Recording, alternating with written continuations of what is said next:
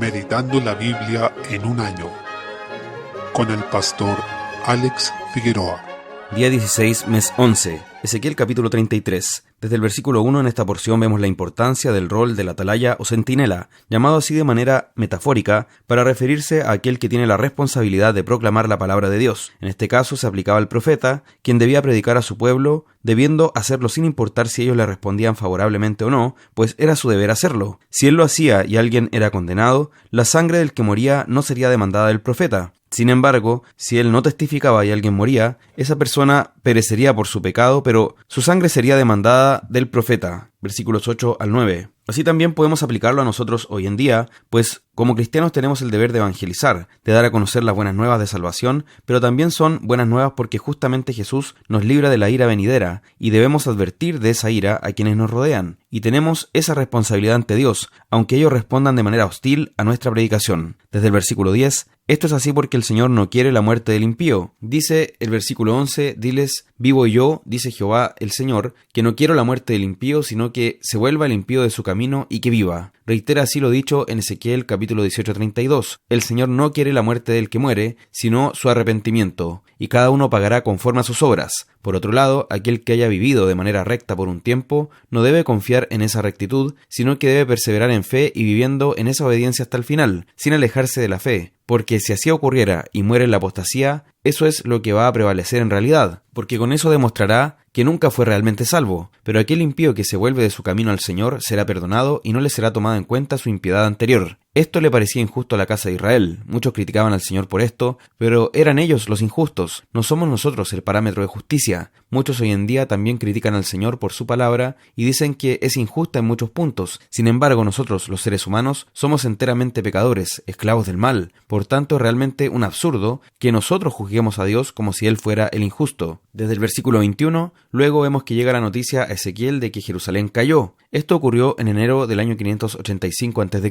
El profeta había estado silente durante bastante tiempo, pero ahora su boca volvía a ser abierta para profetizar las palabras de Dios. Algunos judíos estaban interpretando la caída de Jerusalén de manera optimista, pensando que si Abraham, siendo uno, había poseído la tierra, entonces ellos, siendo muchos, con mayor razón la recuperarían como posesión. Versículo 24. Sin embargo, realmente ninguno de ellos podría disfrutar de esa tierra, porque el juicio del Señor había sido decretado contra ellos. Eso también se manifestaba en su indisposición a oír las palabras que venían por la boca del profeta Ezequiel, pues lo escuchaban simplemente como quien escucha canciones de amor, es decir, se agradaban de sus palabras, pero no estaban dispuestos a vivir conforme a ellas. Por ello, el Señor les advierte, pero cuando ello viniere, y viene ya, sabrán que hubo profeta entre ellos. Versículo 33. Es decir, este anuncio de desolación que estaba dando Ezequiel finalmente terminaría condenando a quienes no lo creyeron. Así también hoy, no menospreciemos la palabra del Señor ni nos engañemos a nosotros mismos, siendo oidores olvidadizos, sino que dispongamos nuestros corazones a creer esa palabra y a vivir conforme a ella. Capítulo 34. Desde el versículo 1 nos habla de una profecía contra los pastores de Israel. Con esto apunta especialmente a los reyes, quienes son identificados con la figura del pastor, especialmente luego del pacto davídico, pero en un sentido más amplio, también se refiere a los sacerdotes y demás líderes políticos y religiosos del pueblo. Así, el Señor es el pastor mayor, el príncipe de los pastores de su pueblo, como se habla de Jesús en 1 Pedro capítulo 5. No obstante, Él también ha designado a pastores delegados, que son hombres encargados de liderar a su pueblo espiritualmente y de guiarlos hacia Dios. El Señor realiza una denuncia contra ellos y expone sus pecados, pues ellos mismos no se dejaron pastorear por el Señor y fueron egoístas e implacables con el rebaño de Dios, cuando en realidad debían guiarlos hacia la fidelidad al pacto. En vez de apacentar al pueblo de Dios con su palabra, habían ocupado su posición para oprimir y abusar de las ovejas, y no las habían alimentado, sino que se habían aprovechado de ellas. Es importante notar todo el énfasis que hace el Señor cuando habla de mis ovejas, mi rebaño y también mis pastores, es decir, todo le pertenece a Él. Pero estos pastores delegados habían olvidado esto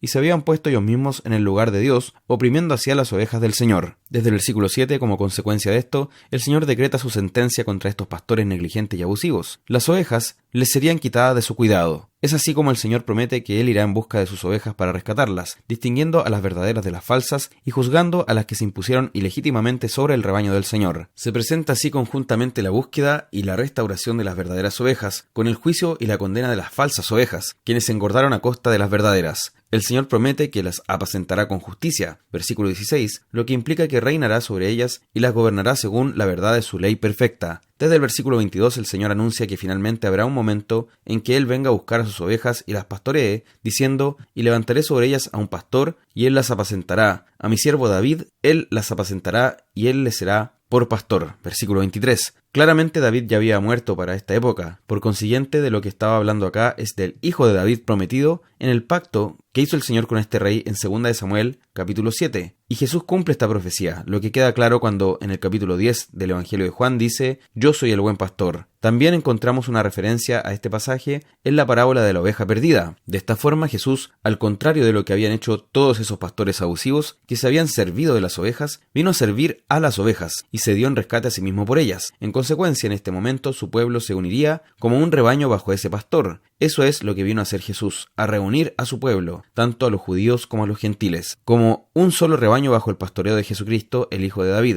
Efesios 2:14. Estas promesas de restauración y reunificación se entrelazan con el anuncio de un nuevo pacto en que Israel habitaría tranquilo en comunión con Dios, siendo confirmado como su pueblo. Esto va en línea con la predicación de los demás profetas como Isaías y Jeremías. Los apóstoles interpretaron la apertura masiva de la salvación a los gentiles como el inicio del cumplimiento de estas promesas. Por tanto, demos gracias de que nosotros ya podemos ver cómo esto se ha cumplido en Cristo, pero también va caminando hacia su consumación cuando Cristo vuelva y ya reúna de manera perfecta a su iglesia, que es el Israel espiritual, para habitar con Él para siempre. Salmo 115. Desde el versículo 1 contiene una preciosa alabanza a Dios, donde se le exalta por sobre todas las cosas. Ningún hombre merece gloria, ni siquiera el más insigne de sus santos, sino solo el nombre del Señor. Podemos decir que nuestro Dios está en los cielos, y todo lo que quiso ha hecho, versículo 3, por lo que nada escapa de su gobierno, siendo también la razón para estar confiados, ya que todo está en sus manos y bajo su control. Desde el versículo 4, en un marcado contraste con esas excelencias del Señor, se presenta la impotencia de los ídolos, que ni siquiera tienen vida. No oyen, no ven, no hablan, no palpan, no andan y nada pueden hacer. No pueden salvar ni librar, de modo que rendirles adoración y alabanza es el mayor de los absurdos, además de ser un insulto inaceptable a nuestro Dios y Señor. Versículo 8. Esta impotencia de los ídolos hace que aquellos que los adoran terminen idiotizándose y haciéndose también inútiles. Debemos tener cuidado porque siempre vamos a adorar algo, puesto que fuimos hechos para ello. En consecuencia, debemos preguntarnos qué es lo que estamos adorando y tener sumo cuidado de adorar solamente al Dios verdadero, porque nos volveremos como aquello que adoramos, lo cual puede cambiar nuestro ser y hacernos semejantes al objeto de nuestra adoración. Por tanto, si nosotros adoramos al Dios verdadero,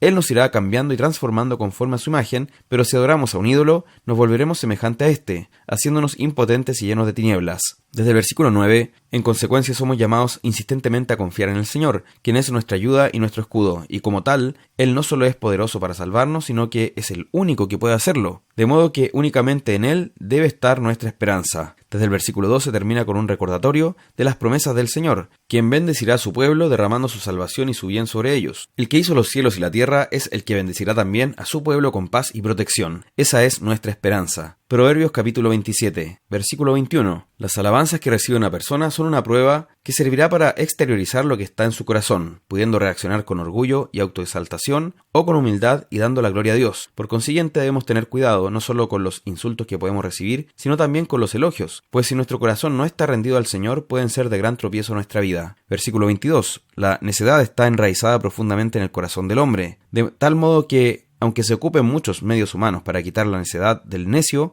esta condición permanecerá en él. Lo único que puede quitar la necedad del ser humano es una obra sobrenatural del Señor en nuestras vidas a través de la exposición constante a la palabra de Dios. Por tanto, debemos rogar a Él para que haga esta obra en nosotros. Epístola a los Hebreos, capítulo 13. Desde el versículo 1 tenemos un capítulo bastante rico en contenido, en que el autor comienza hablando de deberes cristianos, que son una aplicación de todo lo previamente dicho en esta carta. Es maravilloso cómo concuerda esto con las exhortaciones que hace el apóstol Pablo en sus epístolas, y así también el apóstol Juan y el apóstol Pedro, donde siempre se exhorta al amor cuando se habla hacia el final de las cartas de estos autores. Versículo 2. Se aprecia que una manifestación práctica del amor es la hospitalidad, que en ese tiempo tenía mayor relevancia que ahora, o mayor ocurrencia práctica, al menos, debido a la ausencia de medios de transporte como los que hoy existen, así como la diferencia en rutas y caminos, y la seguridad en ellos. que hacían que las distancias se consideraran mucho más largas, debido a estas dificultades. En consecuencia, la hospitalidad era vital. En este pasaje extrae el ejemplo de la Escritura, donde fueron hospedados ángeles, como en el caso de Abraham y Lot. Versículo 3. El autor habla también de acordarse de los presos y de los maltratados. No se refiere a cualquier preso, sino a los presos por la fe. Esto es realmente una manifestación del amor cristiano, porque implica identificarnos con ellos como hermanos, como miembros del mismo cuerpo, y por tanto constituye incluso una prueba de la fe y del amor que hay en nosotros, el acordarnos de quienes están sufriendo por la fe, sabiendo que el hacerlo implica identificarse con alguien que es tenido por delincuente por las autoridades, precisamente por el hecho de predicar el Evangelio. Por lo mismo, en ese tiempo, tal como ahora, el preocuparse de los presos por la fe es un sinónimo de no avergonzarse del Evangelio. Versículo 4, por otra parte, llama a que honroso sea en todos el matrimonio y el lecho sin mancilla, es decir, que no sea manchada la cama matrimonial, lo que es una referencia al adulterio y a la impureza sexual. Y el Señor es quien juzgará personalmente a los adúlteros y a los fornicarios, porque están destruyendo su diseño, su voluntad para el matrimonio, y por lo mismo para la vida del hombre en la tierra. Él mismo creó el matrimonio, por tanto quienes lo corrompen deberán entenderse con el Creador y Juez de todas las cosas. Desde el versículo 5, el autor también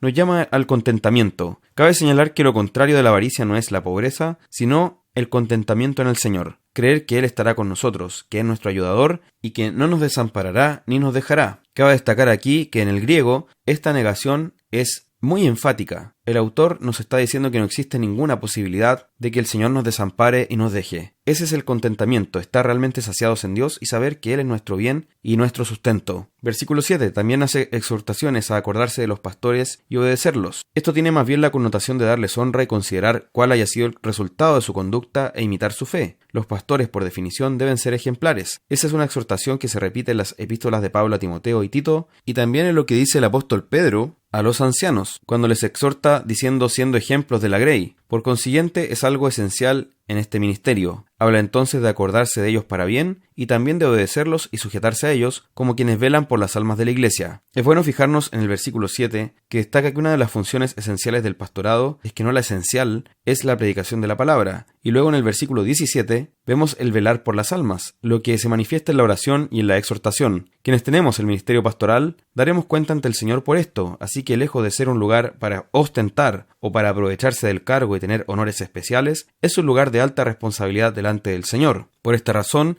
debemos poder hacerlo con alegría, no quejándonos, porque esto para nadie será provechoso finalmente. Por tanto, los miembros de la Iglesia también deben velar para que los pastores sean honrados y desempeñen esta labor con alegría, y ellos, con su conducta, tienen directa incidencia en si esto es así o no. Versículo 8. En medio de todo esto, dice, Jesucristo es el mismo ayer, hoy y por los siglos. Esto es el fundamento de todo lo que hacemos como Iglesia, nuestra fe en Jesucristo y en que Él es Señor por todas las edades. Desde el versículo 9, por otro lado, y relacionado con lo mismo, estos hermanos no se debían dejar llevar, y tampoco nosotros, por doctrinas diversas y extrañas. En este caso había gente que pretendía seguir aferrada al judaísmo, mientras igual se reunía con la Iglesia, pero no podía ser de esta manera. Así tampoco nosotros podemos aferrarnos a doctrinas y visiones del mundo y pretender participar del mismo altar con nuestros hermanos cristianos. Desde el versículo 11, Jesús, finalmente nuestro sumo sacerdote, para santificar al pueblo mediante su propia sangre, padeció fuera de la puerta, cumpliendo así lo que era simbolizado con el sacrificio de aquellos animales que eran quemados fuera del campamento. Estas cosas eran sombra de lo que Cristo iba a hacer al padecer fuera de la puerta. Nuestro deber ahora es salir a Él, fuera del campamento, llevando su vergüenza. Versículo 13, porque no tenemos aquí ciudad permanente, sino que buscamos la porvenir. Versículo 14. Acá en la tierra no vamos a encontrar nuestra plenitud,